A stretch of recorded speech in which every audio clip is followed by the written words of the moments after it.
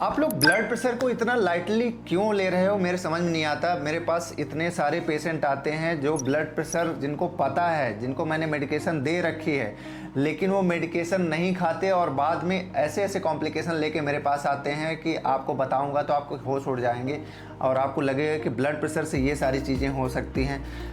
एक महाशय मेरे पास आए थे, उनका बीपी 180/90 था। उनको मैंने ब्लड प्रेशर की एक कॉम्बिनेशन वाली मेडिसिन लिख रखी थी जिसमें 3 ड्रग थी।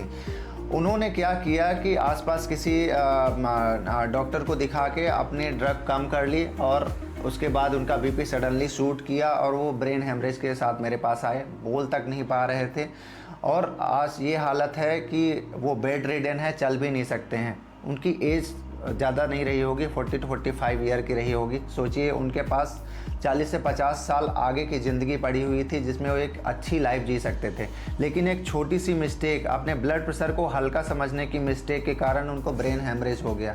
इसी तरह से एक और पेशेंट कुछ समय पहले मेरे पास आए थे जिन्होंने वही गलती की, अपने ब्लड प्रेशर की ड्रग को अचानक से बंद कर दिया। उनका कहना था कि हम अभी कहीं गए थे अपने शादी फंक्शन में, हम दवाई लेना भूल गए, दवाई ले जाना भूल गए।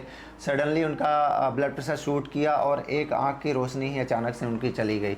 बेसिकली रेटाइनल वेसल्स में उनका प्रेशर पड़ने से उनका बेसिकली रेटाइनल हेमरेज और दूसरे कॉम्प्लिकेशंस जो आइज़ में हो सकते हैं, जैसे कि रेटाइनल आर्टरी की नैरोइंग और सडनली रेटाइनल आर्टरी का बंद हो जाना, ये सारे कॉम्प्लिकेशन के कारण उनको ब्लाइंडनेस हुई और मेरे पास वो आए और उन्होंने बोला डॉक्टर साहब कैसे भी करके इसको ठीक करिए। लेकिन उसके बाद हमारे पास ट्रीटमेंट के बहुत सारे ऑप्शन नहीं रह जाते हैं। इसी तरह से अगर ब्लड प्रेशर की दवा लंबे समय तक ना खाई जाए या कम डोज में खाई जाए तो धीरे धीरे किडनी डैमेज होना स्टार्ट हो जाती है। कितने ही पेशेंट मेरे पास आते हैं जिनको ब्लड प्रेशर रहता है, वो सही से दवा नहीं खाते हैं और उनका क्रिएटिनिन बढ़ना स्टार्ट हो जाता है। पहले वो स्टार्ट होता है 1.5, 1.9, 2, 2.5, कई बार 2 से 3 के बीच तक रहता है तो उनको पता भी नहीं चलता है कि उनकी किडनी डैमेज हो रही है। बाद में जब वो मेरे पास आते हैं कि उनको हल्की हल्की सूजन आ रही है, ब्लड प्रेशर कम नहीं होता है, तब तक बहुत देर हो चुकी होती है, किडनी बहुत सारी डैमेज हो चुकी होती है। इसी तरह से कुछ पेशेंट आते हैं जिनका बीपी अचानक से बहुत शूट करता है और वो हार्ट फेल्योर के साथ आते हैं। अचानक से उनकी सांस नहीं ले पाते हैं, जिसको हाइपरटेंसिव हार्ट फेल्योर बोला जाता है। उसमें क्या होता है कि हाइपरटेंशन के कारण जो ब्लड वेसल में प्रेशर इतना जनरेट होता है कि हार्ट जो है उस प्रेशर के अगेंस्ट पंप नहीं कर पाता है और हार्ट फेल हो जाता है। तो दोस्तों, ब्लड प्रेशर को सिंपल बीमारी समझना बंद कर दें। ब्लड प्रेशर एक सिंपल बीमारी नहीं है, ये बेसिकली एक बीमारियों का घर है। ये अकेले बहुत सारी बीमारियां पैदा कर सकता है। ब्रेन में डिमेंशिया और हेमरेज करा सकता है, आइज़ में आपका ब्लाइंडनेस करा सकता है, हार्ट में तो बहुत सारे इम्पैक्ट हैं, हार्ट डैमेज करा सकता है, हार्ट अटैक करा सकता है, आपके वाल्व में लीकेज करा सकता है। इसी तरह से किडनी में तो प्रूवन है कि किडनी डैमेज कराता है, क्रोनिक किडनी डिजीज़ करा देता है। इसी तरह से बॉडी की जितनी भी ब्लड वेसल्स हैं उसमें धीरे धीरे प्लाक फॉर्मेशन होता है, पेरिफेरल आर्टीरियल डिजीज़ डेवलप हो जाती है। तो जिस बीमारी को आप इतना सिंपल ले रहे हैं, हल्के में ले रहे हैं, वो बीमारी आपको बहुत ज़्यादा डैमेज कर सकती है और इरिवर्सिबल डैमेज कर देगी, जिसके बाद आप दवाइयाँ लेके भी उसको रिवर्स नहीं कर पाएंगे। तो समय रहते अपने ब्लड प्रेशर को कंट्रोल कर लीजिए। हमारे देश में लोग ऐसे हैं कि वो तब तक ध्यान नहीं देते जब तक उनको कॉम्प्लिकेशन आना स्टार्ट ना हो जाए। दोस्तों, जब आपको कॉम्प्लिकेशन आना स्टार्ट हो जाती है, इसका मतलब आपके ऑर्गन डैमेज होना स्टार्ट हो गए हैं। तो उस दिन का वेट क्यों करना। आपका ब्लड प्रेशर जब थोड़ा सा ही बढ़ना स्टार्ट हो जाता है, यानी 140/90 के जो मार्क को अगर क्रॉस करने लगा है, तो आप ब्लड प्रेशर की इतनी अच्छी मेडिकेशन है वो आप लीजिए और अपने ब्लड प्रेशर को कंट्रोल में रखिए। बहुत सारे लोग आयुर्वेदिक मेडिसिन, होम्योपैथी और बहुत सारी मेथड से अपना ब्लड प्रेशर कम करना चाहते हैं। मैं कहता हूँ आप जो भी करना है करिए, आप जो मेथड यूज करना है करिए, लेकिन अपने ब्लड प्रेशर को एक जो कट ऑफ है 130/80 उससे कम रखिए।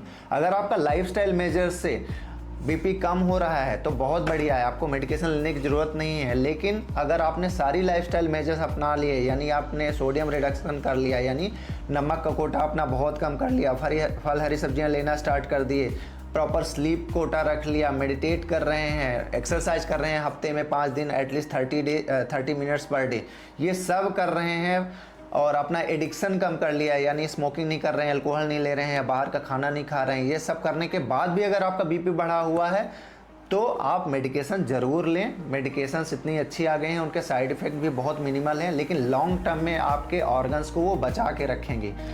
तो दोस्तों मैं ये सब बातें अपने हर एक पेशेंट को बताता हूँ, चीख के उनको बोलता हूँ कि भैया दवाई बंद मत करना, लेकिन हमारे देश में अभी भी अवेयरनेस की बहुत ज़्यादा कमी है। लोग अपने हिसाब से मेडिकेशन करते हैं, जिसके कारण बाद में ऐसे कॉम्प्लिकेशंस के साथ आते हैं जिनको मैनेज करना बड़ा मुश्किल हो जाता है। इसीलिए इस बीमारी को साइलेंट किलर बोला जाता है, क्योंकि ये साइलेंटली हमारे बॉडी के ऑर्गन को डैमेज करता रहता है। तो दोस्तों आज ही अवेयर हो जाएं और अवेयरनेस को फैलाएं भी, क्योंकि नॉलेज को अपने पास ही नहीं रखना चाहिए, इसको ज़्यादा से ज़्यादा लोगों तक शेयर करें, जिससे ज़्यादा से ज़्यादा लोग जो है इस हाइपरटेंशन के जो जाल से जो है बाहर आ पाएँ, एक नॉर्मल रेंज में अपने बीपी को ला पाएँ। ये वर्ल्ड हाइपरटेंशन वीक है, 17 मई को वर्ल्ड हाइपरटेंशन डे है। तो दोस्तों मैं चाहता हूँ कि तब तक इतनी ज़्यादा अवेयरनेस स्प्रेड हो जाए हाइपरटेंशन की कि लोग जो है हाइपरटेंशन की वजह से अपने ऑर्गन को डैमेज ना करें या अपनी लाइफ को जो है अच्छे से जी पाएँ। तो दोस्तों आप हमें बताएं हाइपरटेंशन से रिलेटेड और क्या इन्फॉर्मेशन आपको चाहिए। तो दोस्तों ब्लड प्रेशर को लाइटली ना लें, अपने ब्लड प्रेशर को 130/80 से कम रखें, चाहे वो लाइफस्टाइल मेजर हो या मेडिकेशन हो या दोनों का कॉम्बो है, यानी लाइफस्टाइल और मेडिकेशन अगर ये आप कर लेते हैं तो आपका ब्लड प्रेशर ज़रूर नॉर्मल रेंज में रहेगा और बहुत सारी कॉम्प्लिकेशन से आप बच पाएंगे।